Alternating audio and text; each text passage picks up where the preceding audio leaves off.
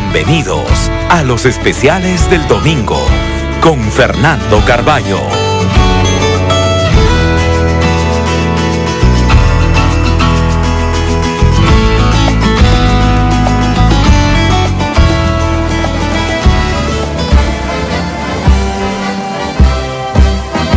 Al peruano, escenario milenario, demasiados marineros, en la esencia de tu ser. Hoy un acercamiento a la vida y obra de Melitón Carvajal, héroe sobreviviente de Angamos, exministro de Guerra y exdirector de la Marina de Guerra del Perú.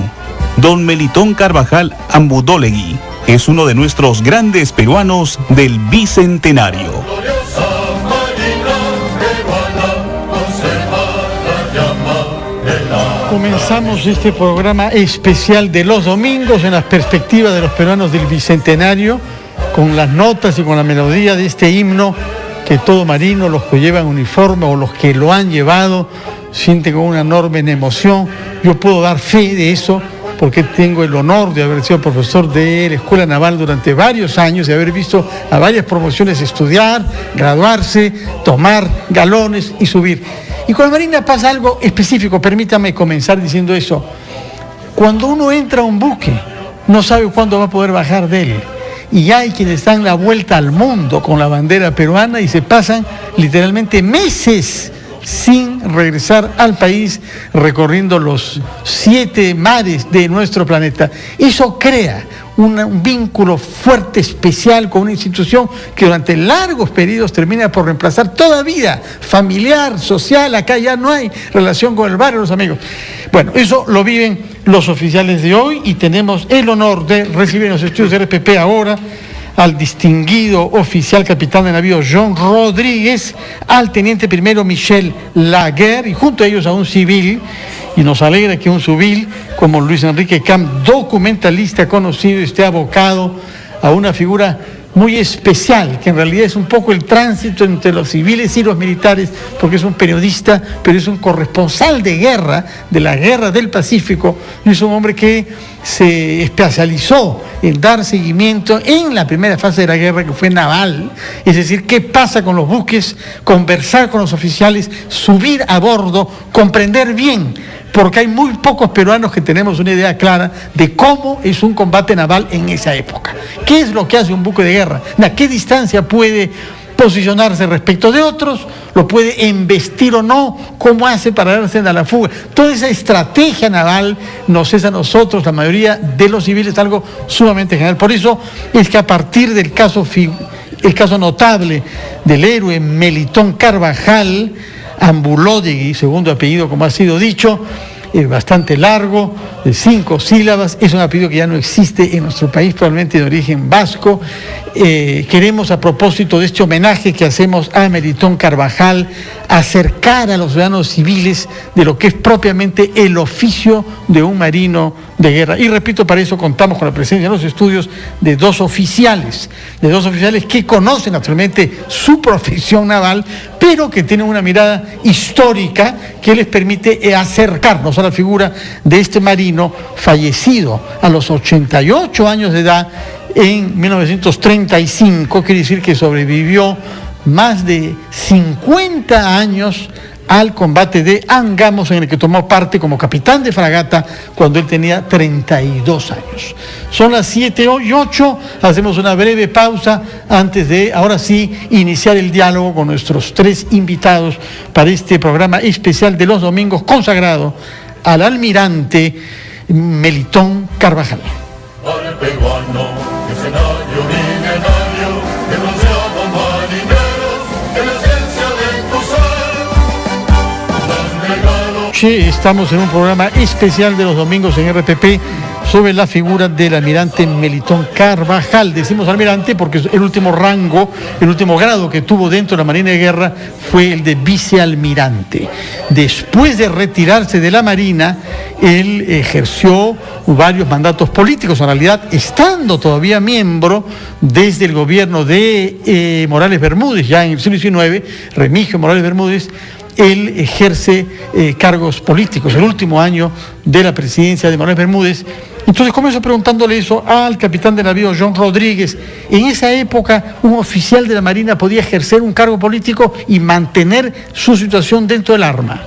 Sí, pero digamos había una especie de figura como de licencia y esto no va a cambiar. Bueno, inicialmente los primeros cambios se van a dar en el año 1914 cuando toda la normatividad y legislación al respecto es modificada por el breve gobierno del general Benavides, y luego esto ya se va a consagrar en la Constitución del año 33, ¿no? De acuerdo. Ahora, reconstruyamos la biografía de Melitón Carvajal. Precisando, repito, que la Marina existe desde los inicios de nuestra República, que todos los países del mundo tienen Marina, que las Marinas existen desde la antigüedad, que algunas de las batallas más importantes de la historia son batallas navales, no solamente Angamos en nuestra historia peruana, es sin duda la más importante batalla, la que decide el curso de la guerra. Después de la muerte de Grau y la derrota de Angamos, hay que durar, hay que resistir y ver qué se puede pasar, pero es una batalla naval.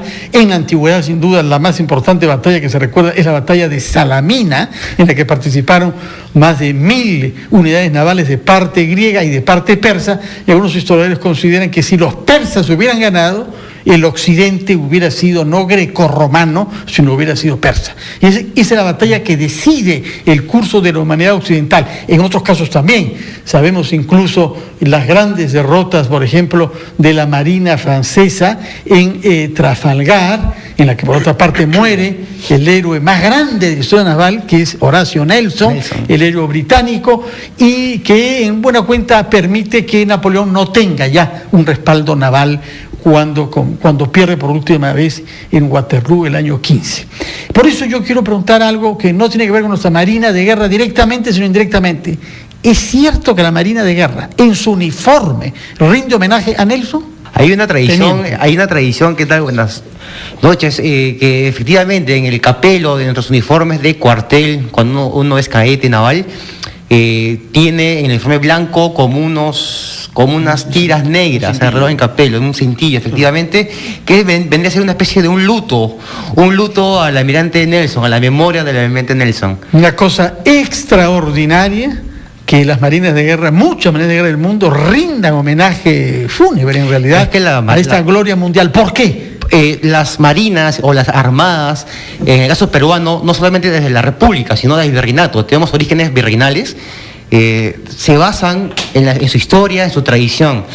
Efectivamente, uno de los ejes importantísimos de la Marina, que lo consagra o que lo cohesiona como una institución que logra sobrevivir los años, es su historia, su tradición y el respeto a figuras como Nelson, a figuras como Grau, a figuras como la que nos ha convocado el día de hoy, que es un almirante fallecido en el 35. ¿Por qué recordarlo? Bueno, porque este personaje con uniforme pudo ser un gran guerrero, pudo ser un gran científico, un gran geógrafo, un gran político, y por lo que hemos podido investigar de sus notas biográficas, necrológicas y de sus escritos, una persona muy humilde, no se dejó llevar por los halagos del poder o de tener influencias durante periodos breves de tiempo. Una última digresión antes de entrar a fondo a la biografía de nuestro homenajeado Melitón Carvajal. Por ejemplo, esta semana ha habido un accidente de helicóptero terrible donde murieron varios deportistas franceses. Conmoción y duelo en Francia, verdadera conmoción, presidente de la República. ¿Por qué? En realidad porque entre los muertos murió una mujer navegante, la primera mujer que ha atravesado la ruta del Ron desde las Antillas hacia Europa sola, en un catamarán, sola, una mujer. Entonces, a mí me ha sorprendido mucho cómo un país puede identificarse con una navegante heroica, civil. No son combates, pero sí hay que hacerlo, ¿eh? Verdaderamente atravesar en catamarán sola desde Europa hasta América es algo que esa sociedad respeta. ¿Nosotros tenemos menos sentido de la audacia y del sacrificio naval? Si me permite, comandante, si me permite, nosotros desde el colegio nos enseñan que el Perú es un país amazónico, andino y costeño, pero nos olvidamos de también decir que el Perú es un país marítimo. Muy importante. Y efectivamente, nuestra historia, desde prehispánica, la virreinal, la republicana y la actual, no se puede entender en su conjunto si no tenemos en cuenta la historia marítima. Muy importante, que de hecho no la tenemos en general. ¿Cuántos peruanos saben que ha habido una mujer comandante de un barco que en el siglo XVII descubrió islas en el Pacífico Sur? No lo sabemos. De alguna manera, los tallanes, los barcos precolombinos, no sabemos. Con Melitón Carvajal, acá lo interesante es que vemos todos los aspectos de la carrera naval, por eso ahora sí vamos al grano de nuestros temas después de estas digresiones. ¿A qué edad entra a la Marina de Guerra Carvajal? ¿A qué edad se entraba en esa época? Él nació en el año 45, justamente un 10 de marzo, y entró en el 60. Lo curioso es que entró como cadete de infantería del ejército al Colegio Naval Militar. Pero entonces el Colegio Naval Militar era de ambas armas. Efectivamente. Fue instalado por Castilla. Sí. Y se gradúa como subteniente de infantería del ejército. ¿Qué año entra? Él entra en el 60. ¿Qué edad tiene? 15 años. Mucho más de lo que ya para entonces Grau era un experimentadísimo marino, pero civil. Efectivamente, en el 60 Miguel Grau era teniente segundo, sería teniente segundo si es que sacamos en cuenta que estuvo fuera del servicio por temas con Montero en el 56. Complicados, y también con la Marina norteamericana. Bueno, son las 7:06, tenemos que hacer una pausa y quiero que regresemos luego a su formación y a las primeras tareas que hace recorriendo en realidad costa, sierra y selva. Porque no solamente ha sido un gran marino de agua de mar, sino también ha recorrido ríos complicados. Eso lo vemos después con el capitán de navío John Rodríguez y con el teniente primero Michel Laguerre, después de una brevísima pausa. Y los dejo con el himno de la Marina de Guerra del Perú.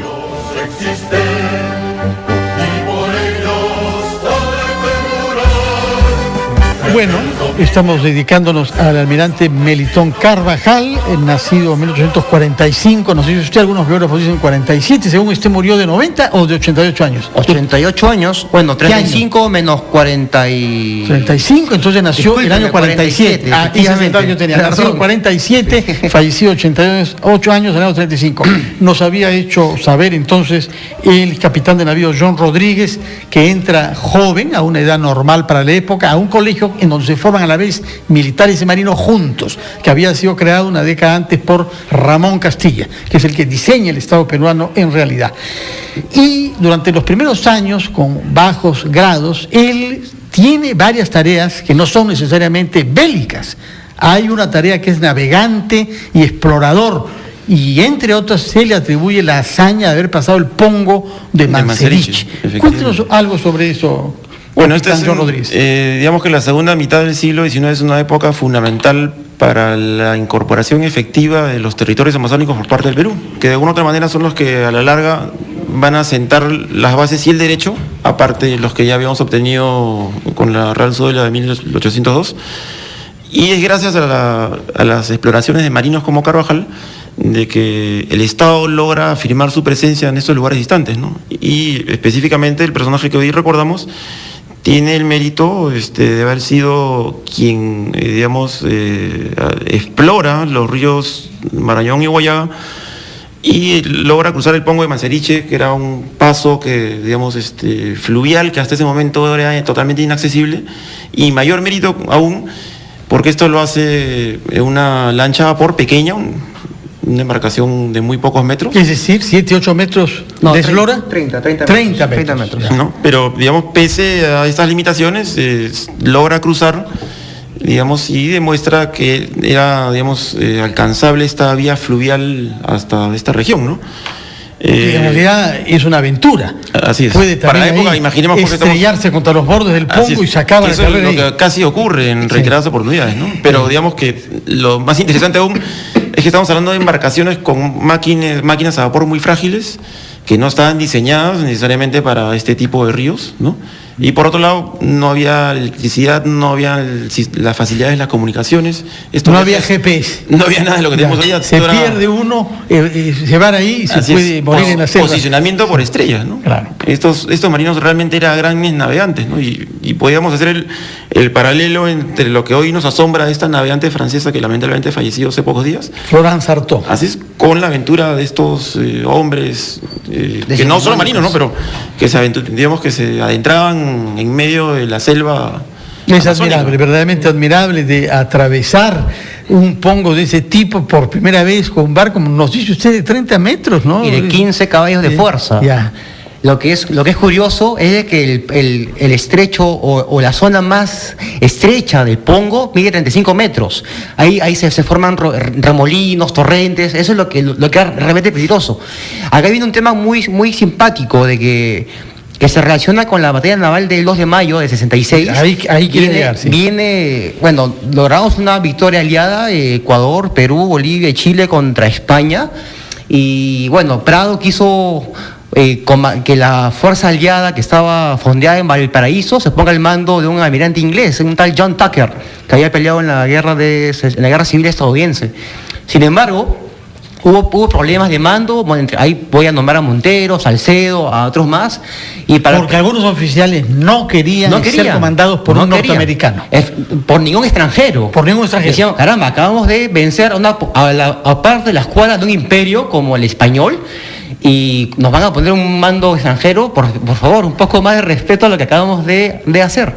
El tema es de que, bueno, en un paréntesis, Prado, Grau, García están presos en San Lorenzo por no obedecer una orden, no por insubordinación, es distinto, cierro paréntesis. En este caso, Prado se ve con una situación, ¿qué hago con Tucker? Ya le pagué, ya viendo acá, ¿qué hago? Lo manda como jefe de una comisión hidrográfica a la Amazonía, a Loreto. ¿Qué pasaba? Como bien ha dicho el comandante, este es el periodo en que los marinos y también personal del ejército y muchos ingenieros alemanes como Wettermann y Tucker van a conocer y hacer los mapas, conocer el sistema hidrográfico fluvial de la Amazonía. Ahí es donde entra Carvajal, que era teniente primero, al mando de esta embarcación minúscula. 22 años. Bueno, el año 69. Muy amable. Nació el 47, un jovencito de 22 años. Efectivamente, o sea, hablamos de un joven que está terminando la adolescencia, ya un hombre maduro, bueno, en fin, ya había peleado el 2 de mayo el vapor. Ahora vamos a ir al 66. Y Wettermann, Arturo Wettermann, uno de los fundadores de la Sociedad Geográfica de Lima en el año 88, cuenta de que, y también Antonio Raimondi cuenta en su libro El Perú, que el afán, el entusiasmo y las agallas de estos marinos fue lo que han permitido conocer las probabilidades de poder navegar estos ríos con vapor. ¿Qué implica eso? Comercio. Implica desarrollo de los puertos. Implica hacer parte del Estado a estos espacios alejados hasta el momento de la época. Por supuesto. Retrocedamos, por favor, porque la hazaña del Pongo de Manseriche es del año 69. Bueno. 3 años antes, tiene 19 años y es naturalmente un hombre convocado inmediatamente a la defensa de Lima y del puerto del Callao en el combate del 2 de mayo. Capitán John Rodríguez. Hay un detalle interesante, ¿no? Bueno, bien sabemos pues que cuando se produce la toma de las Islas Chincha, el gobierno de ese entonces negocia con los españoles, se lleva a cabo el Tratado de Banco Pareja, pero desde Arequipa se produce un movimiento encabezado por, en ese entonces, Coronel Prado, y digamos, pronto gana simpatías de algunos miembros del ejército, de la Armada, pero entre ellos no estuvo nuestro personaje. Curiosamente, curiosamente está en el debate, digamos, entre si se pliega o no a este movimiento. Finalmente escoge de no y mantenerse leal a su jefe, que era el almirante Panizo, ¿no? Este personaje lamentablemente iba a ser muerto a bordo de su buque, el almirante Panizo, frente al puerto de Arica.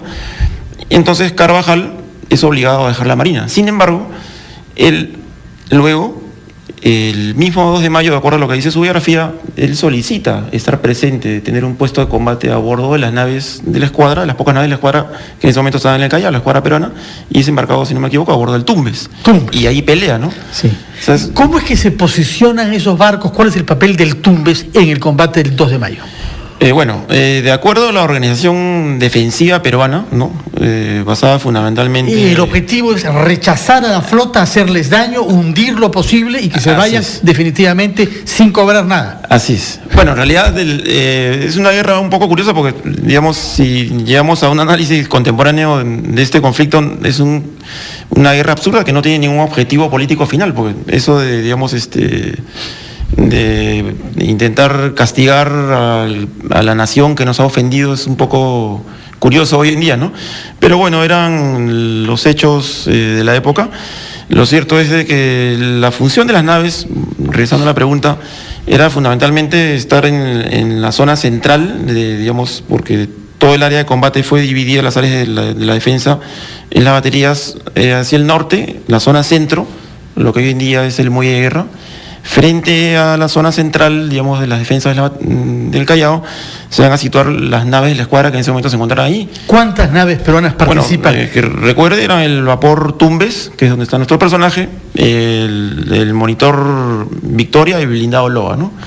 Estas 3 naves son las encargadas, digamos, de tener una especie de defensa móvil frente a una de las divisiones de la escuadra española. Acompañando a las torres con los cañones instaladas sobre tierra firme. Así es, así es. En realidad les hacemos daño. Muere, yo creo, el jefe, el almirante Cándido Méndez, ¿no? El jefe español. Castro Méndez. Es herido en combate, pero no muere. Es herido, no muere acá. No. Hay muertos que los españoles entierran en la isla de Así Lorenzo. es, eso sí. Ya, Así es. ya, pero muere rápidamente después Castro Méndez. No. Hace carrera naval en España. Bueno, tanto mejor para él, pero lejos de nosotros, que no nos moleste. Bueno, y se destaca ya para entonces Melitón Carvajal a bordo del Tumbes en el combate del 2 de mayo. Sí, bueno, claro, por supuesto. El Tumbes es el último buque, o mejor dicho, es la última unidad, si hablamos entre naves de las defensas costeras y las naves, es la última que efectúa un disparo en combate, y precisamente le cabe el honor a esta nave. Señor, si me permite, la posición de Carvajal era la colisa de popa. Ya, es el que estaba más expuesto al fuego enemigo.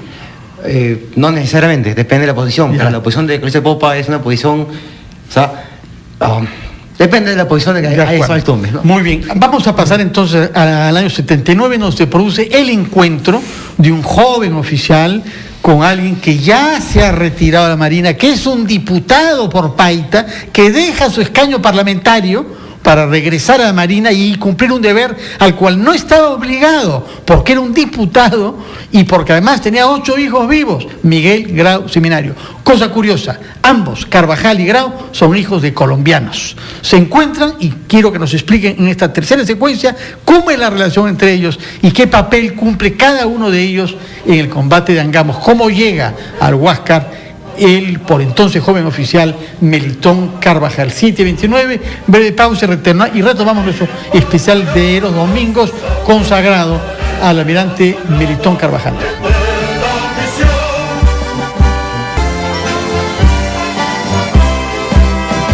La gloriosa Marina peruana conserva la llama de la tradición, pues salir patrullando En la segunda estrofa del himno de la Marina de Guerra, en la que se insiste en que la Marina de hoy conserva la llama de la tradición, y justamente la tradición ha sido forjada por grandes figuras, grandes héroes y grandes también científicos, como es el caso de Melitón Carvajal.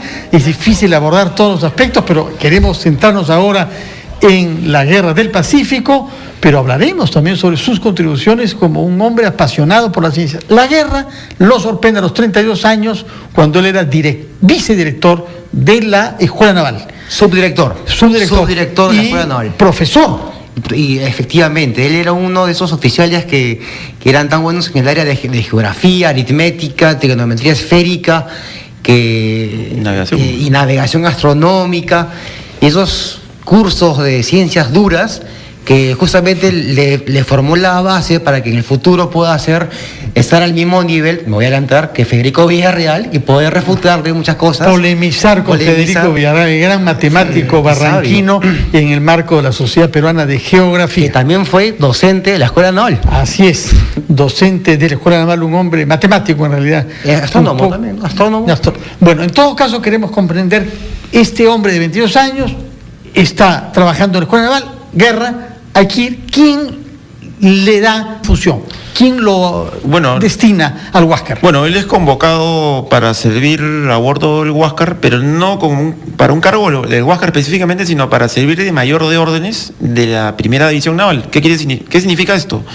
Él va a hacer las funciones de lo que hoy en día conocemos como un Estado Mayor, ¿no? Que es en este caso una organización que tiene como función lo que es asesorar al comando en todo lo que es funciones administrativas, logísticas y lo más importante, el planeamiento de las operaciones. Ya. O sea, en otras palabras, parte de todo, mejor dicho, buena parte de todas las actividades que va a desarrollar la primera división naval y ya después el propio monitor Huáscar a órdenes de Grau van a ser planificadas también a bordo por Melitón Carvajal. De acuerdo. ¿Qué sabemos sobre la relación precedente entre Carvajal y Grau?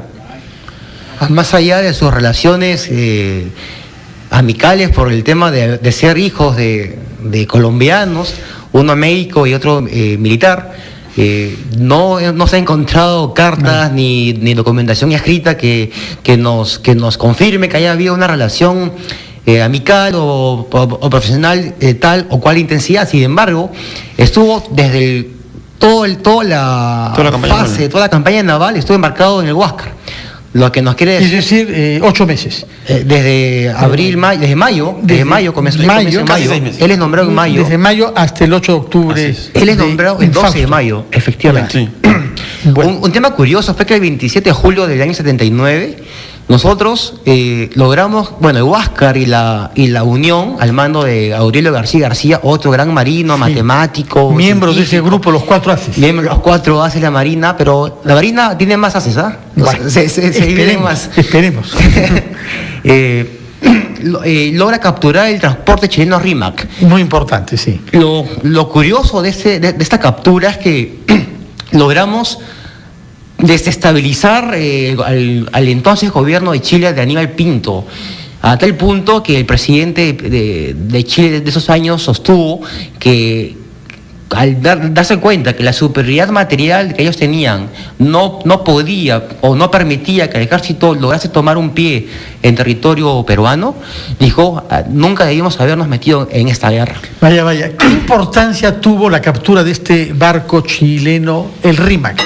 Capitán de navío John Rodríguez. La captura de este buque constituye, un punto de inflexión en la estrategia y en las operaciones que venían llevando a cabo hasta ese momento las naves de la escuadra chilena, bajo el mando del contraalmirante Juan Williams Rebolledo, marino de mucho prestigio en Chile, porque él, había sido quien en la época de la guerra con España había capturado a la goleta española Covadonga, ¿no?, en el combate de Maputo.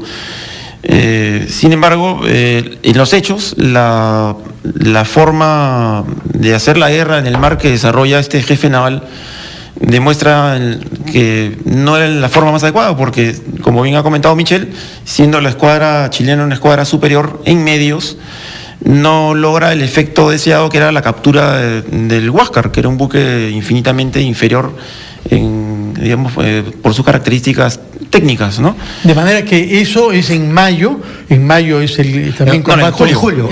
En mayo ha sido Iquique, en julio la captura del Rímac y en octubre tenemos el combate naval. ¿Por qué sobrevive Melitón Carvajal? ¿Qué es lo que sabemos sobre las razones que le permiten sobrevivir en un combate en el que no solamente murió Grau? Claro, digamos que lo que ocurre es que en el momento del combate, el puesto de combate de él no es exactamente al lado de Grau, el comandante del Huáscar, ¿no? Sino él, recordemos que es el jefe de Estado Mayor o el mayor de órdenes de la primera división naval. Está a bordo, obviamente, pero se salva, fortuitamente. Y digamos que es fortito, porque en realidad a él sí, él cuando ingresa a comunicarle a Aguirre, Elías Aguirre, ¿no?, que Grau había muerto y que por tanto tenía que sucederle en el mando, ¿no?, ingresa a la torre de combate y ahí es donde una granada chilena impacta en esa torre, y el proyectil, lo hiere, dejándolo ciego y queda muy... Herido, efectivamente, y inconsciente. Así es. Es capturado es como por un los prisionero de marinos guerra, chilenos. efectivamente. ¿Cuánto tiempo es detenido por los chilenos? Octubre, noviembre, diciembre del año 1879. Y estuvo en Valparaíso, estuvo en una clínica en Valparaíso y luego en Santiago de Chile, en San Bernardo. ¿Por qué lo liberan? Porque hacen un canje. ¿Con quién lo canjean? Con el capitán de fragata Ignacio Serrano. Ignacio Garro. Que ha sido capturado. Había sido capturado anteriormente por las fuerzas navales peruanas. Y a él lo comprometen durante el cautivario a no levantar más las armas contra Chile, como pasa con Leoncio Prado. un comentario, Leoncio Prado en el 69 se fue con Carvajal, por supuesto, allá, y era alférez de fragata, Leoncio Prado antes del servicio militar. No, pero lo que Lo que sí estoy segurísimo, y lo he visto en su expediente, es que antes Carvajal firmaba, antes de su captura, el apellido lo escribía con Carvajal con B grande. Sí. Luego que regresa de su prisionero de guerra en Chile, firma Carvajal con B chica. Es algo que aún no logro entenderlo, pero por ahí está, ¿no? Bueno, es un poco como mi apellido Carballo, que también es de larga. Y en realidad todo eso significa roble en lengua gallega, portuguesa, de manera que hay pueblos Carballo, lo que sea. Pero él, para ser canjeado, queda comprometido a no levantar más las armas contra Chile. ¿Hacen firmar eso a un prisionero de guerra? No.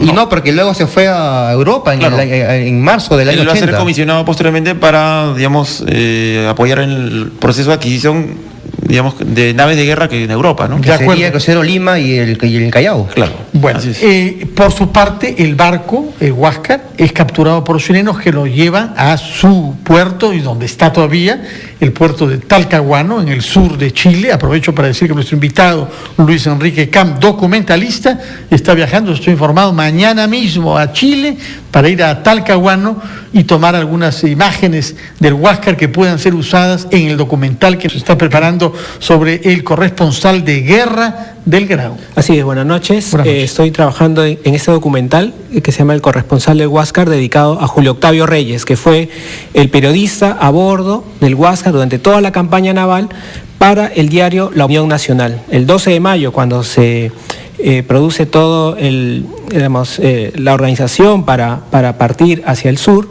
es también aborda Julio Octavio Reyes. Ya nos dirá, después de una breve pausa, qué relación tuvo Reyes con Grau y con Carvajal, porque hay documentos sobre él escritos por Melitón Carvajal. 7:45, una pausa y regresamos a la secuencia final de nuestro programa especial de los domingos, en este caso dedicado al almirante Melitón Carvajal.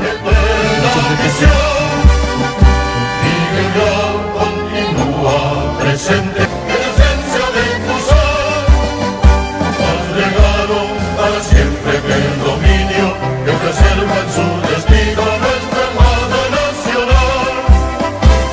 7:47, el tiempo se nos pasa corriendo, como se ha pasado corriendo los más de 130 años que nos distancian del combate de Angamos. Estamos hablando como si hubiera sido ayer, y naturalmente recordando también a este periodista de guerra sobre el cual Luis Enrique Camp está preparando un documental que esperemos pronto. Aprovecho para decir a los oyentes de RPP que nos pueden llamar si tienen consultas que hacer a nuestros invitados. Nuestros teléfonos son el 212-4100, 212-7165 y desde provincias 0813-140, número gratuito. Y naturalmente saludamos también a los familiares y descendientes de Melitón Carvajal. Sabemos que hay todavía algunos miembros de la familia que muchas generaciones después son miembros de la familia naval. Creo que hay un cadete y han habido otras personalidades ilustres que han tenido cargos elevados tanto en la Marina como en el Ministerio. Por lo pronto lo que queremos es saber dos cosas. Melitón Carvajal, por una parte, él hace gestiones en Europa, va hasta 4 veces en total a lo largo de su vida, y el año 90 recibe un encargo muy especial: ir a repatriar los restos de Grau a Chile, el año 90. ¿Dónde estaban los restos de Grau y qué quedaba de Grau después de su muerte violentísima el año 79? Bueno, los restos de Grau estaban en un mausoleo de la familia Biel, ¿no? Recordemos que Oscar Biel es un marino chileno casado con la hermana de la esposa de Grau. Cabero, la señora Cabero. Así es, ¿no?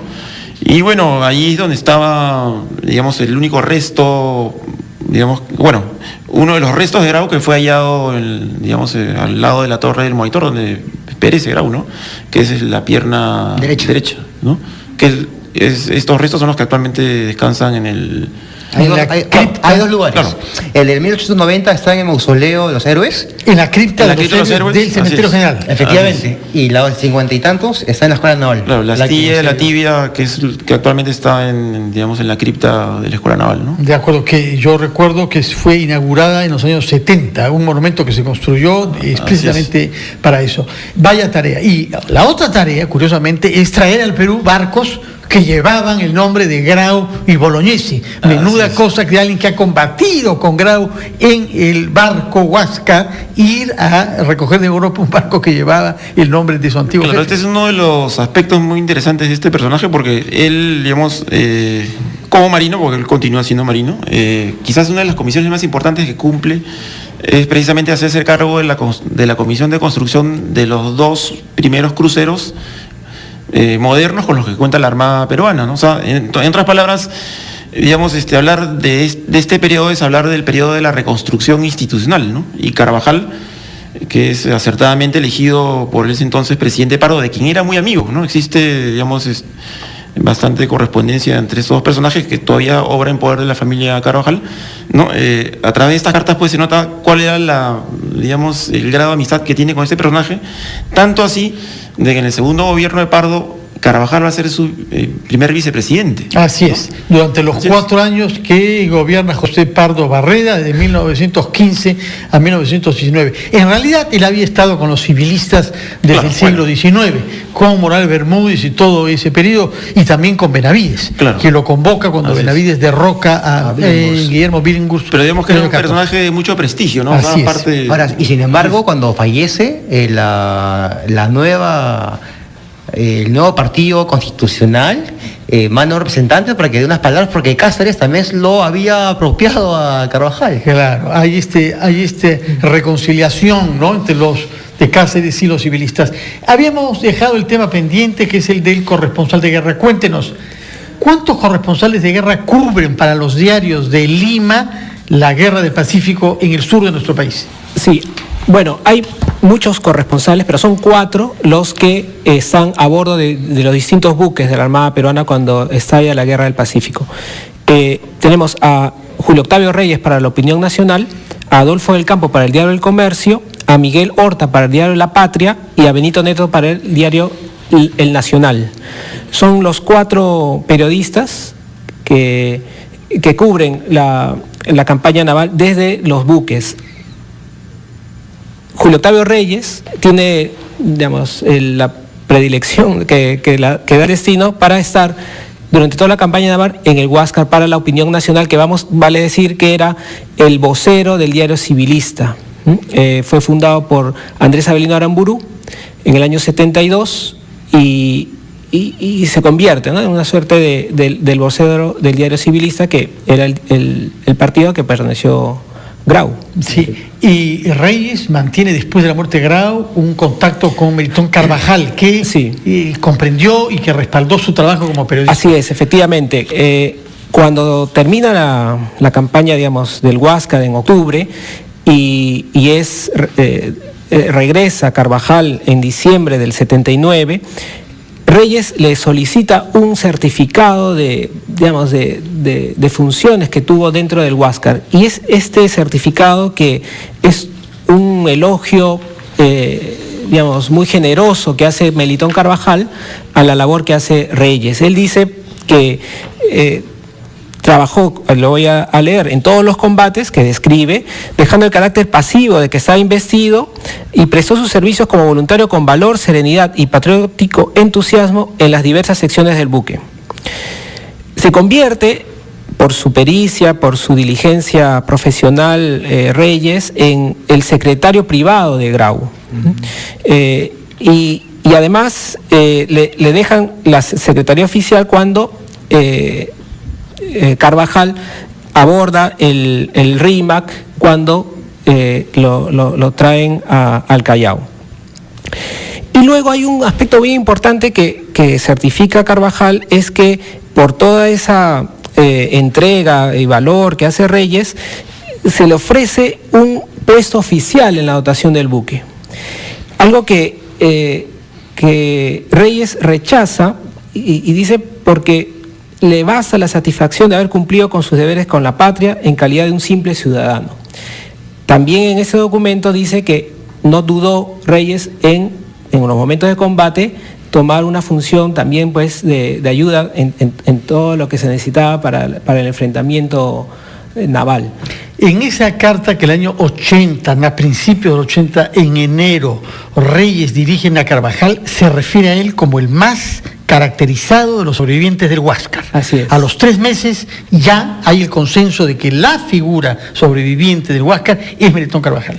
Sí, efectivamente, es reconocido pues por toda la trayectoria que había tenido y que, bueno, lamentablemente en el combate pues sufre una herida que lo deja inconsciente, ¿no? a Carvajal.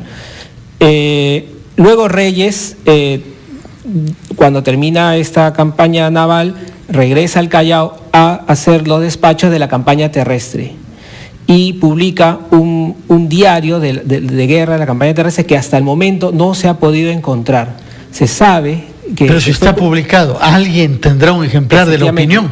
Ahora que esté en Chile voy a poder investigar directamente. ¿Y no está en la Biblioteca Nacional? No, porque como era un diario que hablaba pues de todas las atrocidades que cometieron las fuerzas invasoras chilenas, cuando se produce la invasión chilena en Lima, todo este material probablemente fue requisado y eliminado. De acuerdo. Ojalá que en Chile usted pueda encontrar en algún archivo ahí. Una misión muy importante tiene este viaje de regresar.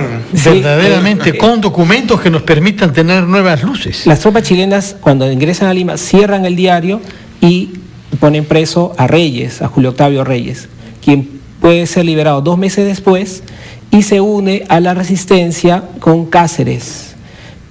Después de la guerra, Cáceres, cuando asume el poder, lo nombra subprefecto en Paita a Reyes.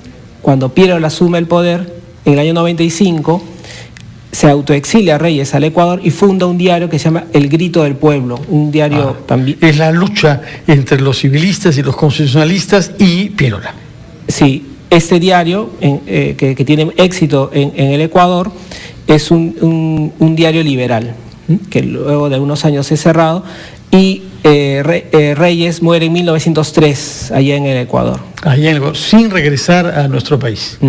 Bueno, ¿usted puede decir que es una relación emblemática entre un civil que informa, que observa, y la Fuerza Armada? Sí, y además que, como dice el parte oficial de Carvajal, no duda en tomar las armas cuando fue necesario durante los combates navales. Hay que recordar que cuando se acercaban los buques había intercambio de fusilería, ¿no? Entonces, es un civil que no duda en tomar las armas cuando fue necesario hacerlo. Señor Camp, un documental como el que usted prepara se basa fundamentalmente en imágenes. ¿Tenemos archivos? ¿Nos va a ofrecer novedades?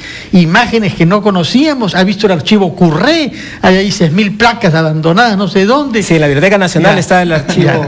Hay unas imágenes de Chorrillos y Barranco devastado, extraordinario. Todo eso lo vamos a ver. Sí, felizmente también Julio Octavio Reyes pasó por el estudio de Curré y tiene fotos hechas por él. También todas las personalidades de la época creo que pasaron por el estudio de Curré y así como el director del diario, Andrés Avelino Aramburu. Veremos entonces el documental. ¿Cuándo va a estar listo? Para el 8 de octubre será el estreno y puedo anunciar las animaciones que recrean los combates navales, especialmente el de Iquique, donde estuvo Julio Octavio Reyes y que hace una crónica muy detallada en una animación de 3D. De 3D. Otra cosa que también se va a hacer es la publicación de las crónicas completas en un libro de Julio Octavio Reyes, que aparecerá junto al documental. Así es, son 20 crónicas que dan más o menos 200 páginas detallando todo lo que fue la campaña naval visto desde ese periodista. ¿Y quién publicará ese libro? La editorial Mesa Redonda. Mesa Redonda. Una última pregunta a los tres, por orden de jerarquía, comenzando como debe ser en este caso por los oficiales que arriesgan su vida en nuestros barcos. ¿La nación y la posteridad ha reconocido con justicia los méritos de Melitón Carvajal?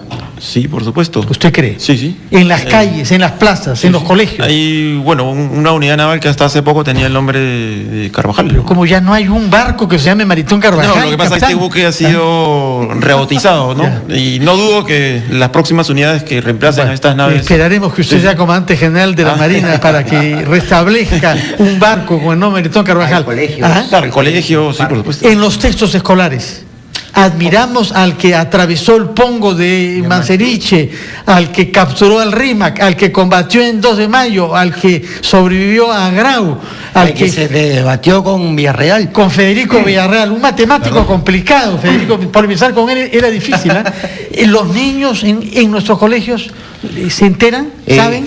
No lo sé, yo al menos cuando estudié en Ica, en Trujillo y en Lima, nunca escuché a Carvajal, pero Carvajal creo que pertenece a esta generación de que perteneció Germán Stiglitz, Eulogio Saldías, García, Camilo Carrillo, de marinos, científicos, historiadores, académicos, guerreros, valientes, pero que a veces son un poco opacados, sin querer, por la gran figura de Grau.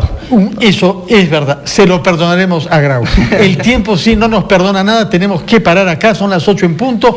Muchas gracias por haber participado, tanto el capitán de navío John Rodríguez como el teniente primero Michel Laguerre, como el documentalista Luis Enrique Camp, que nos ha prometido que para el homenaje al 8 de octubre de este año, año 15, nos presentará un documental sobre un peruano, sobre un patriota que cubrió, ejerciendo su profesión de periodista, la guerra y que fue un testigo de la época. Tenemos que pararnos acá. Muchísimas gracias por estar presente en los estudios de RPP y viva el Melitón Carvajal de nuestra Armada y el de la vida real, como viven también los seres. Y en nuestro país no nos sobran personalidades que admirar, nos faltan más bien algunas. Muchas gracias y buenas noches.